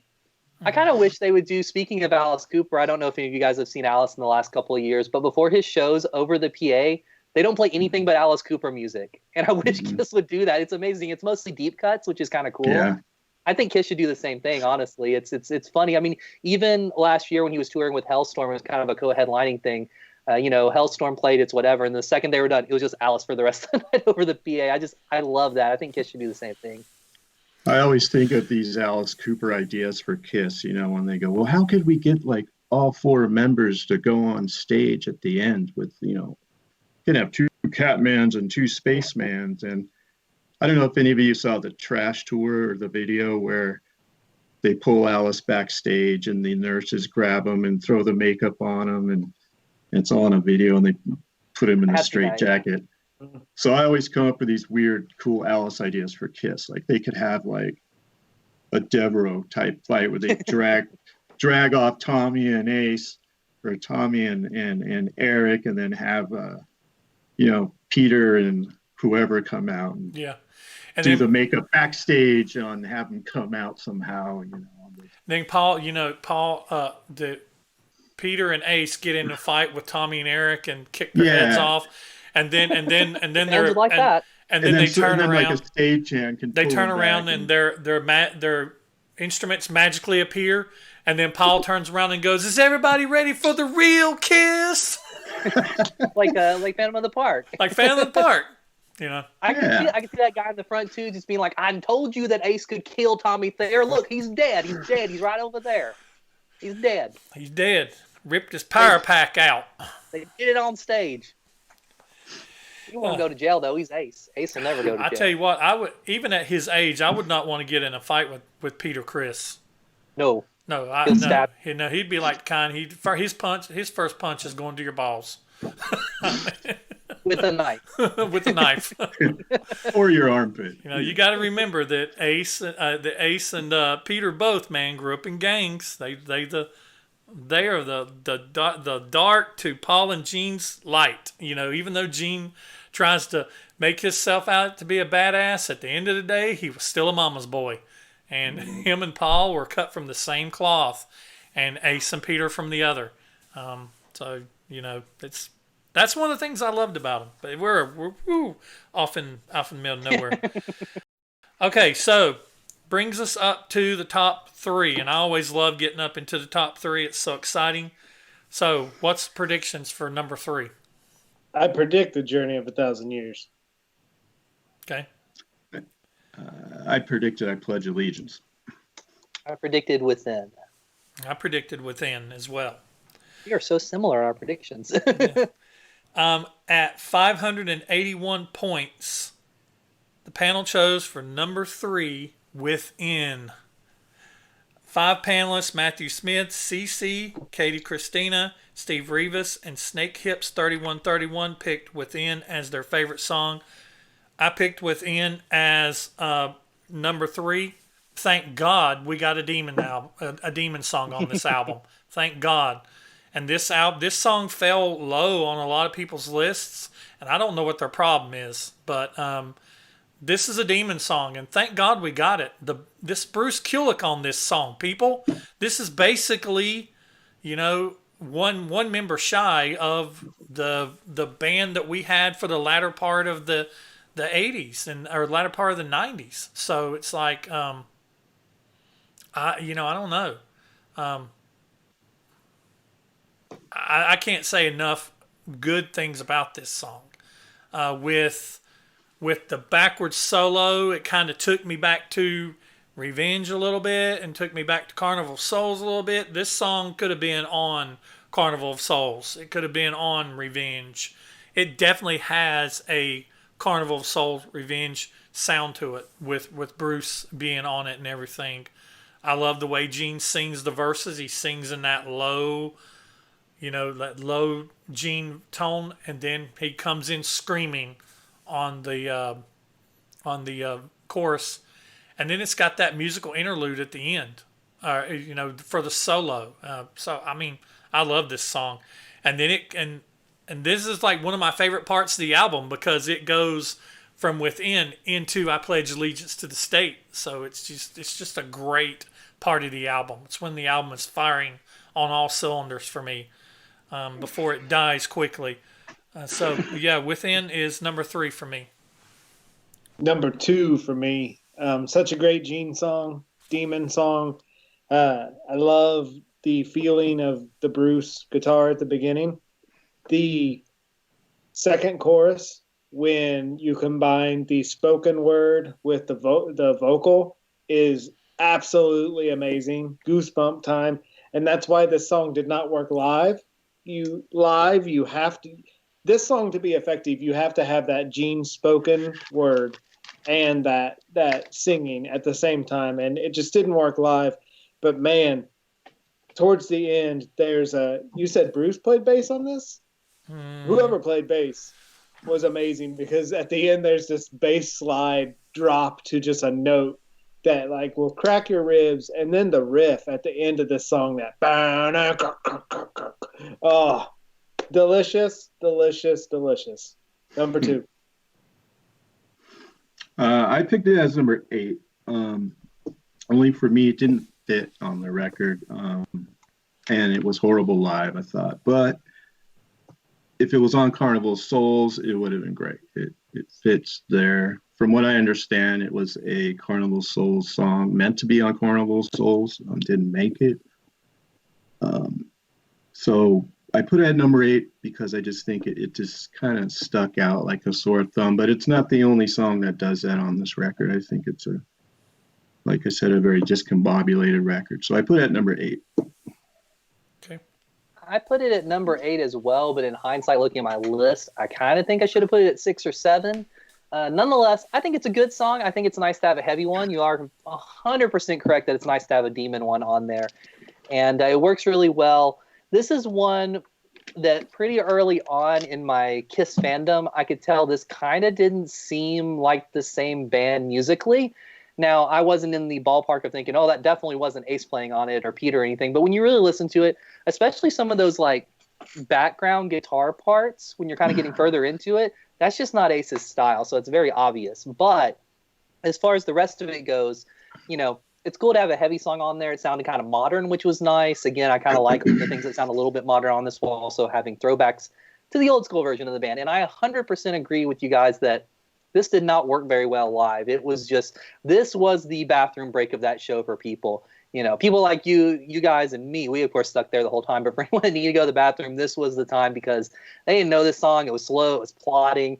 In a live setting if you weren't familiar with it, and it just didn't work too well. But I think it's pretty good recorded. It would have worked better on Carnival of Souls more than likely because it sounds like a Carnival of Souls song. But I didn't know that when I got it because at that time, even though Carnival of Souls was out there, I hadn't heard that record at that point. I'd heard the classic ones and this. So, I think it's a cool song, but it's just not my favorite on the album. But it's good. All right. So we're going to talk about number 2. And if you've been playing along, once we talk about what number 2 is, you're going to know what number 1 is. So let's go ahead and get the prediction for number 2. We Are One. I also chose We Are One as number 2. I chose it there too. I think my thinking behind it was because of the recent resurgence of the push on that song. I predicted I Pledge Allegiance to the State of Rock and Roll at number 2, but I think that was just me wanting it to be higher in all honesty. At 629 points, breaking into the 600s, 629 points. For number 2, the panel chose Into the Void.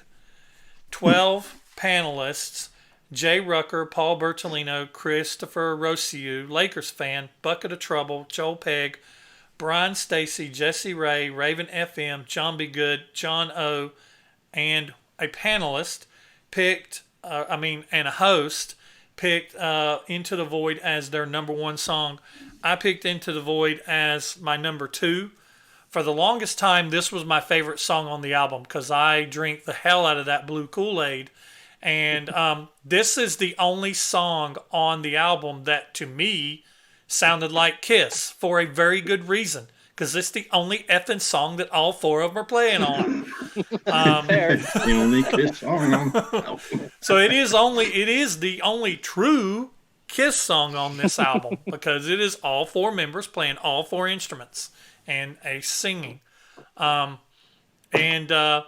it's actually surprised me because I thought for the longest time when this album came out that Ace pulled a Rocket Ride or pulled something like that or a lot of the songs that his songs on Dynasty, his songs on Unmasked, where his songs were essentially him and Anton Fig. That he played everything except for the drums. He sang everything. But this actually it is all 4 members, and I can't say anything. The only thing I can really slide it on that's caused it to drop for me over time and just dropping to number 2 has been the whole part of the solo, not the solo, the whole part of the chorus, the whole Into the Void. It gets kind of droning over time. It's gotten kind of droning, but the riff is a juicy riff. The verses are cool. Ace has not always wrote about the deepest subject matter, but it's true Ace. But I love Ace's attitude. I love Ace's confidence and his spunkiness that he has when he sings. But yeah, so it's number 2 for me. It's number 8 for me, but that doesn't mean I don't like it. Do that again, Rick. You glitched on my side. It's number 8 for me, and that doesn't mean I don't like it. It was great hearing Ace again, but for me, the minute I got the single with the 3D video and had In Your Face, I always went to that instead. Yep. That I always went to In Your Face more. And so I always just kind of, my history of listening to this record, because I have both CDs in one case, I always just listen to In Your Face more than Into the Void. But I do like it. And it was great hearing Ace again. And it's a perfect Ace song. It could be on Love Gun. It's got that vibe to it. So for that, I like it. And it only scored 8 for me because there's just other songs I listen to more. Okay. Well, what about you? Well, I scored it as number 1. And I did so because it is the one song that is how the album was represented to be. It was represented to be a original member KISS album. And for that reason, you know, I was very disappointed, obviously, when I dropped the needle. I knew I didn't need someone to tell me. And then later I found out which songs, of course. But I just love it. I mean, like Rick said, it sounds like an old KISS song. To me, it sounds a little rushed. I think, you know, obviously Ace had a different song in mind, and you know, Gene told him, I guess, to change the words. So he changed the words, and they threw Peter on it, and that was that.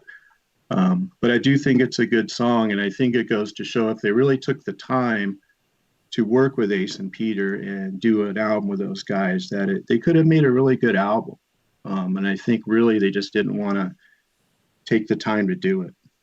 You know, from what I have heard, there's so many different stories, but from what I've heard and read, that was just it. You know, it was, they looked at if they were to work with Ace and Peter, it was going to be a massive undertaking. So they did one song, and you know, it's sad, you know, because they had 6 years together and they did one song, and they redid Detroit Rock City for the movie, which was supposed to be released as a single, and then it ended up being that Paul ballad.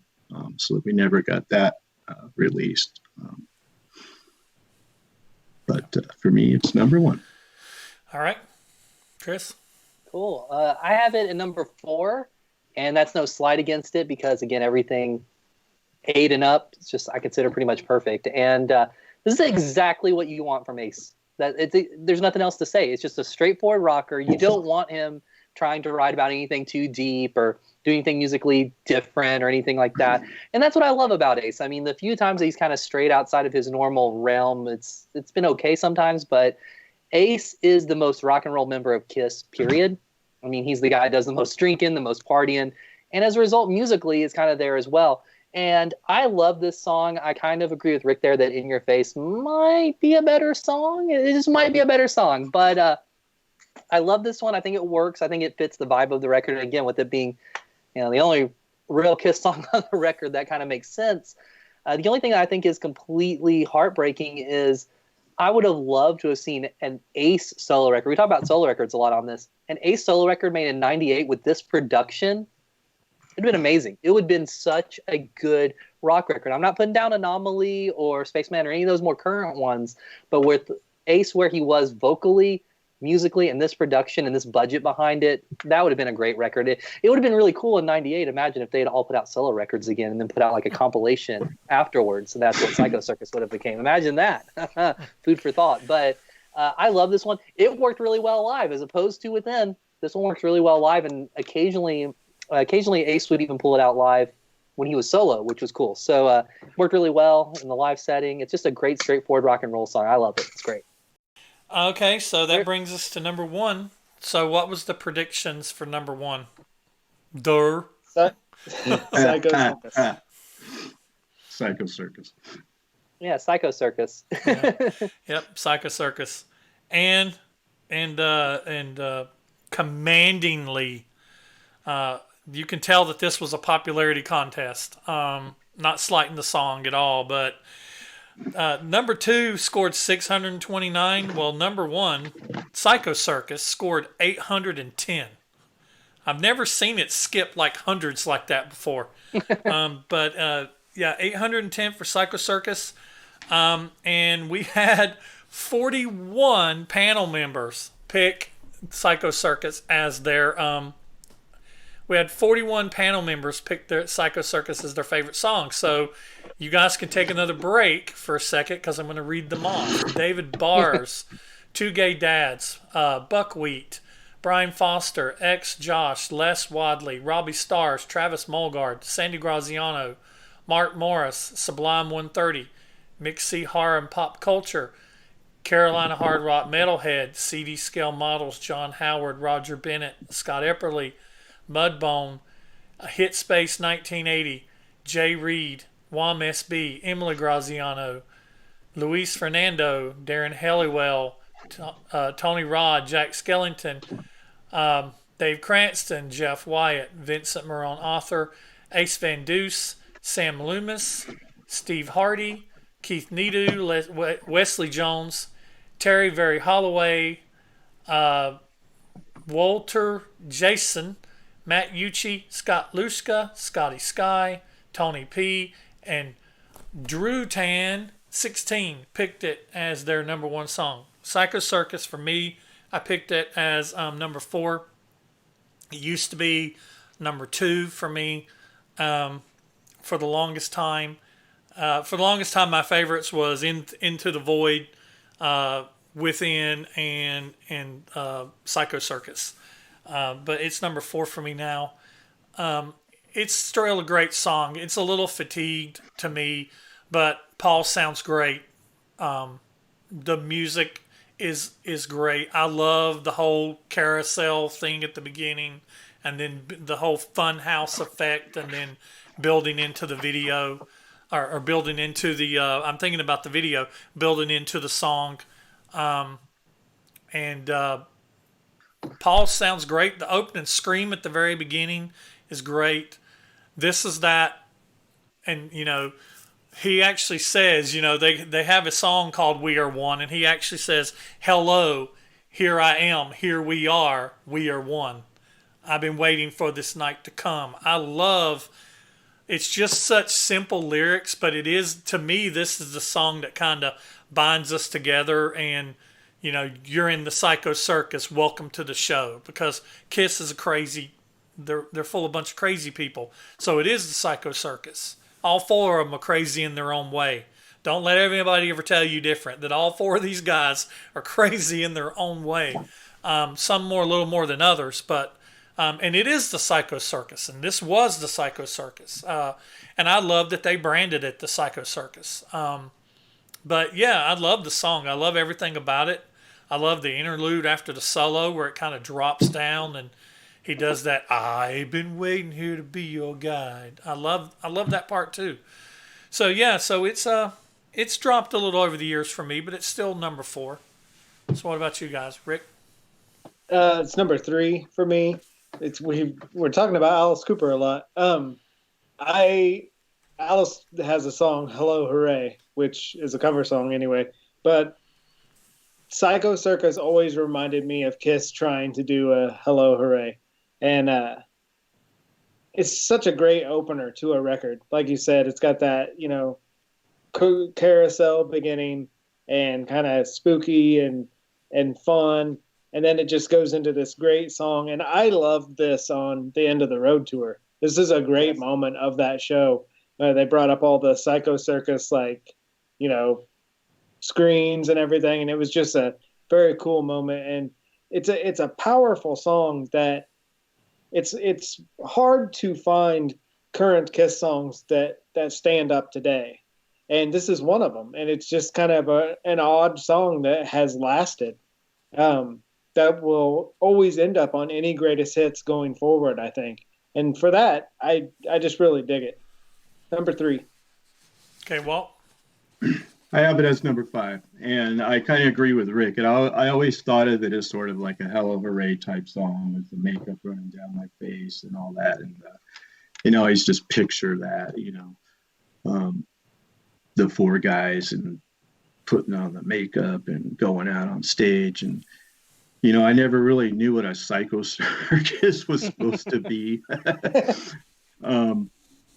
But yeah, I think it's a great, powerful opening song. And I remember, I was in Hawaii, obviously, but when the tour started, they had the guys in the motorcycles going around in the cages and all that stuff. And I remember thinking, oh no, I was referring to Chris Lynn's book. They're going to overdo it and they're going to blow their wad in this tour like on Dynasty and have to scale it down. But I like the song, and it's number 5. And, it was like Rick was saying too, I went to the End of the Road tour, and that was one of my favorite parts, was that when they had the screen in the background, and it was one of the coolest parts of the show, actually, because they did it so well in that part. So yeah, good song. I love it. Number 5. Have it at number 3. So it's definitely up there. I think it's a great opening song. I think it's like a very much definitive type of opening song. I think they could have used it as the opener for more tours than just the Psycho Circus tour, but nonetheless, Works really well in that scenario. It's worked on End of the Road really well where they've placed it as well. And it's cool because, again, like you guys said, it has that good build up. It has kind of that breakdown after the solo and whatnot. I have no clue why they didn't have Ace play the solo. Plainly, he could do it live and it still sounded good. But nonetheless, it works really well. And I remember when I heard this song, and when you kind of have the breakdown where it kind of mellows down after the guitar solo, I knew those parts that they were going to have the explosions in, even as a kid, where it had the, step up and then the big, explosion comes, as we all know. I knew that was going to happen, and I was ready for it. I was pumped. I was like, yes, we're going to see explosions. We're going to see fire. And the only disappointing thing about this song, and it's more for the album in whole, basically, is that they built this whole concept around Psycho Circus and circus things and stunts and freak shows or whatever around this song, and it's the name of the album, but past this song, that's not really a thing anymore. Yeah. It's, I hate to use these guys as like a positive thing, but you could look at a band like the Insane Clown Posse, and their whole thing is the Dark Carnival and all this shtick. And funny enough, I remember when Psycho Circus came out, a lot of the kids in high school were like, "Oh yeah, KISS just ripped off ICP." Fun fact for you guys. But nonetheless, those guys commit to a shtick, and it's there the whole time. So you got to give them credit for that. So that's the only thing that I think kind of sucks about this song, is that it has such potential for a full album, full tour, and all these other things, and that potential is just kind of it's not there, But otherwise, if you take it out of that context, it's a wonderful song. Paul in his prime again. Paul, he doesn't do bad. Paul doesn't do bad things usually, and this is a good example of, again, Paul he knew they needed a good intro song. He knew they needed a good song for the live setting to be, an intro song, and he delivered in spades, I would say, on this one. Maybe. Didn't ICP slam KISS in a song after this album came out? I think they did. Something Actually, funny enough, I think fuck Gene Simmons, fuck KISS, yeah, Psycho Circus. How did you come up with that shit? I think they that's did. the lyric. Which is funny, because then you kind of want to get in touch with the ICP guys, Violent J and Shaggy 2 Dope, and just be like, hey, did you know about Carnival of Souls as well? Because that sounds way more ICP than Psycho Circus, honestly, to me, as far as the title goes. But let's not get on an ICP tangent, because we're better than that. I'm gonna recap. I'm gonna recap this real quick, and then I have for our final thoughts, I have a question. So for those viewers who stick around this late, so the final list was at number 10. I Finally Found My Way. Number 9, You Wanted the Best. Number 8, Dreamin'. Number 7, Raise Your Glasses. Number 6, Journey of a Thousand Years. Number 5, I Pledge Allegiance to the State of Rock and Roll. Number 4, We Are One. Number 3, Within. Number 2, Into the Void. Number 1, The Psycho Circus. Final thoughts question for us, the 4 people. I saw it mentioned several times in the discussion of the panel that KISS coming back, KISS making a comeback, should have made a comeback with the producer that they produced with in the past. So maybe coming back with somebody like Eddie Kramer, coming back with somebody like Bob Ezrin, even though they had just done Bob Ezrin with Revenge. What's your thoughts on, we'll start with you, Rick, and we can kind of work our way around. We'll have an open discussion. What's the thoughts on what this album would have been like had somebody like Eddie Kramer or Bob Ezrin had produced it instead of Bruce Fairbairn? I think it would have been a more cohesive record had Eddie Kramer. I'm going to go with Eddie Kramer just because of the Ace connection. Had Eddie Kramer produced this, you would have seen more involvement of Ace and Peter. They would have been on every track. They would have had better songs. But I think putting yourself back in the 1998 time period, that reunion tour made so much money. They didn't really give a crap about this record. It was get back out on tour. That's where we make our money. So hurry up with this, put it out, go back out on tour. Eddie Kramer would have taken his time, and I think that financial window would have grown, but we would have had a we would have had the 1979 Return of Kiss that we wanted. What do you think? What do you think, Walter? Well, I think that they definitely should have went with. Sorry, my earbud fell out. Eddie Kramer would have been my choice as well. And I think, like Rick was saying, I think Eddie would have definitely brought out the best in Ace. And if Ace and Peter, I mean, I just read what I know about this whole thing is that the reunion tour through the farewell was always a 5-year contract. When it came time to do the album, I know that Peter was psyched to do it. Ace, they really wanted to do an album together, and were actually paid to say they were on the, or not to say, basically to not reveal that they weren't on the album. And then to amuse them, they were put on the album so they could say it was a reunion album. So that was kind of what was going on there. And so there was already cracks in the band when they were making that album. It's like everything happened all over again. And they always blame Gene and Paul always blame Ace and Peter for everything that goes wrong in Kiss. Anytime the four of them are together, Paul and Gene walk away, no fault, no guilt whatsoever. Everything's always fucking Ace and Peter's problems. And that also pisses me off. Because I'm sorry. They're not the only ones at fault. Maybe Paul and Gene are just hard to work for, or hard to work with, or working for. Well, look at how many bands are still together and, certainly had drug problems throughout their history and are still together. So I certainly think that all could have been worked out. Who knows? All I know is with Psycho Circus, they definitely did blame Ace and Peter. They're blaming them, saying that they wanted to renegotiate their contracts and yada, yada, yada. And the fans don't care. We just need to put out this record. But they did care. But I don't think they look at it that way. They look at more of, who's going to come to the concerts, who's we're a small group, guys like me, and they're not making records for guys like me. They're making records for they're not doing set lists for guys like us. They're doing set lists for the general populace, for the rest of the flock of sheep. Right. So I just think it was, they had the opportunity. I wish they would have really just gotten a good producer and had Ace and Peter on the record. At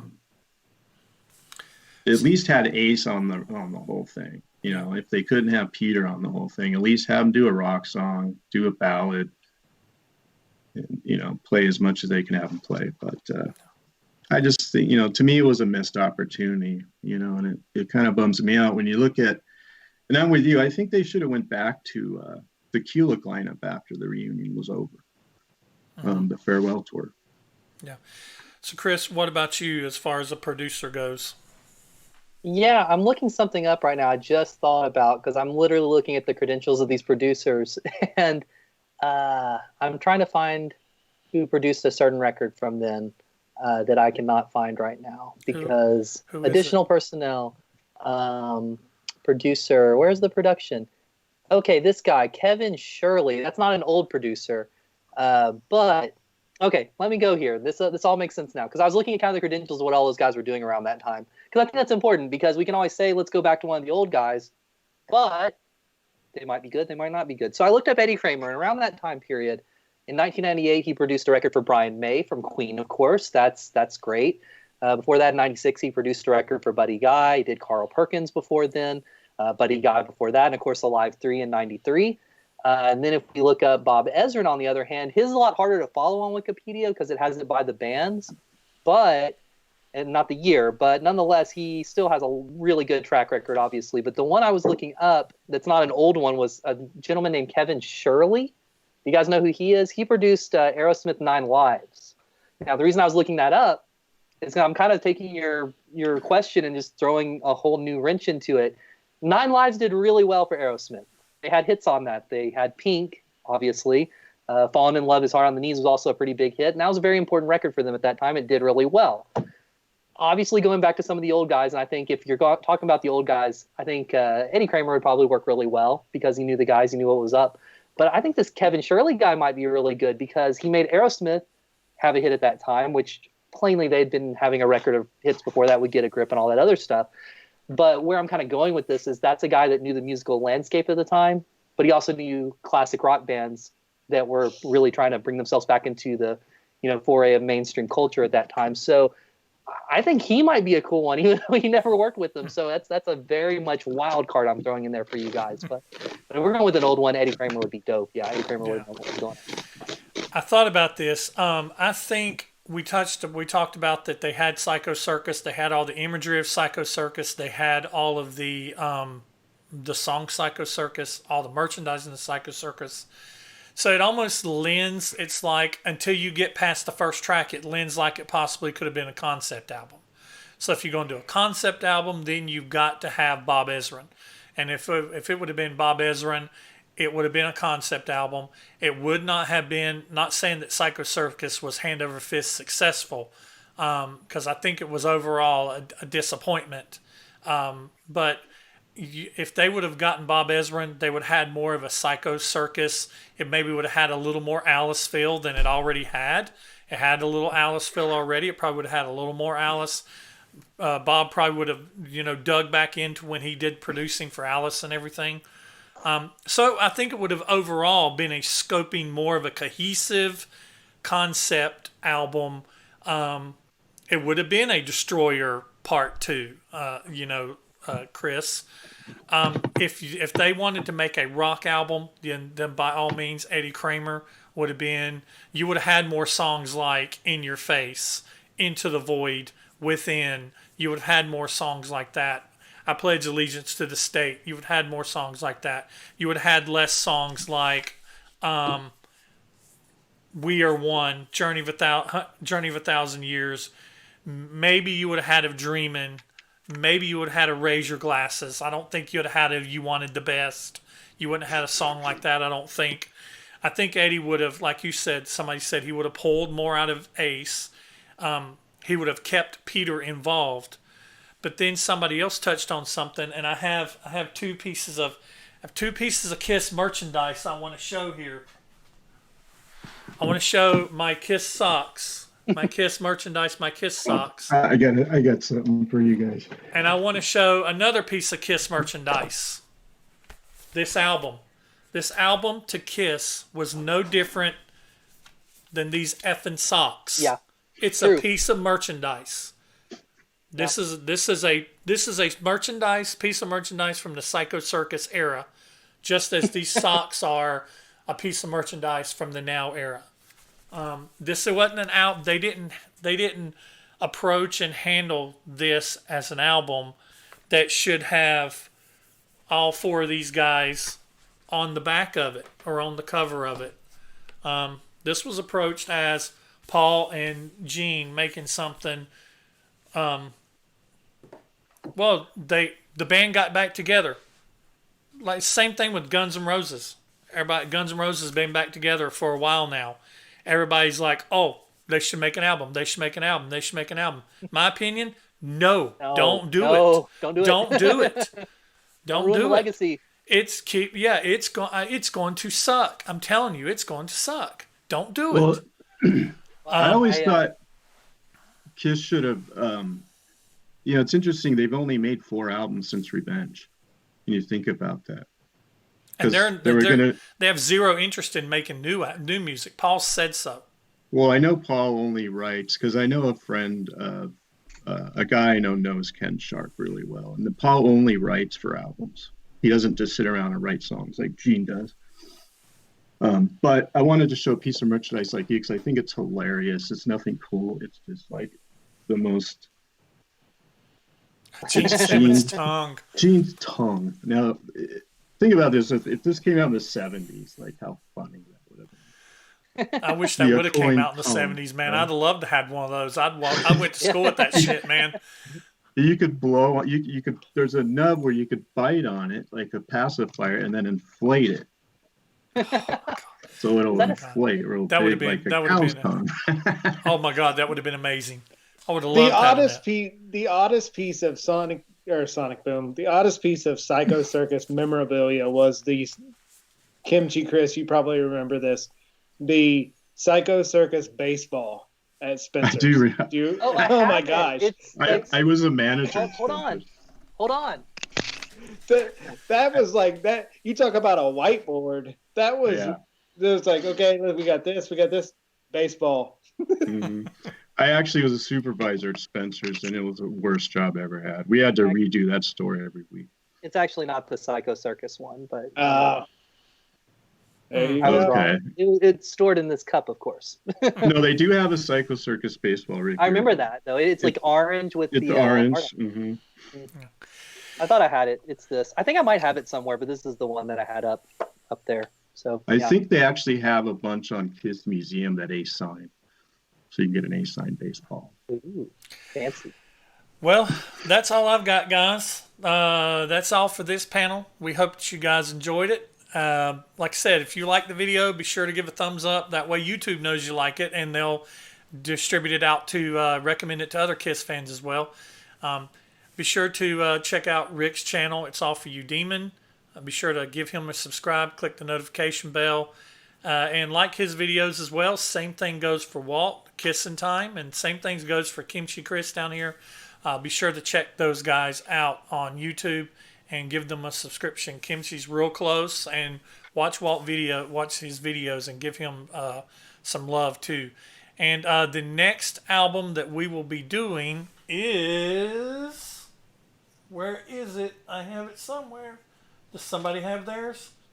Sonic Boom! Remember how Paul would always shout Sonic boom? Boom! Boom! Sonic Boom! All right, Go down people. to your local Walmart. Sonic Boom! And I know How many of y'all like to shop at Walmart? How many of you like to take a taste of Walmart Deli? Pair with your Natty Light and your copy of Sonic Boom! Boom! I love the commercial. I love the commercials though. The commercial. They work. Gene's like, "This is what you want." Funny story. At the Sonic Boom show, super quick, Paul was going into his head down to your local Walmart. My friend Mike next to me goes, "Oh, here we go." And Paul heard him, and Paul looked at us and goes, "I ain't too proud." And I was like, "Oh shit." So guys, Sonic Boom's the next one. So find, and let me. I'm gonna do a little housekeeping here. Hopefully you guys are still watching. I really appreciate when you guys send me messages with your lists. Those are how lists do not get included. Go to either my Twitter, my Instagram, my YouTube, or my Facebook and find the post for this album. It will look like this. Find the post and leave your list under there. There you go. Find it and leave it there. Don't leave it under another video. I had to go actually search for one today. Don't leave it under another video. Don't leave it. Don't send it to me instant message or private message or whatever. I understand that a lot of you want to make sure that I get them, but that is one of the best ways to make sure that I don't get it. So yeah, find this post. Go to my YouTube page, go to the community tab, or go to Instagram or my Facebook or my Twitter. Look for this and then comment your list down on the bottom. 11 tracks. So from your favorite to least favorite, 11 tracks. This will be going in my car. I will be jamming to this week, and I will be immersing myself in it. And I can't wait to cover this. So anyway, that's all I've got. Guys, thank you so much for being here today. Appreciate you taking your time. We'll see you on the next one. Thanks for watching. Check these guys out too. Thank you so much. Thank you. That was fun. Good old Paul Stanley, people. I heard y'all talking about me. I'm going to come get y'all. I'm going to come get you.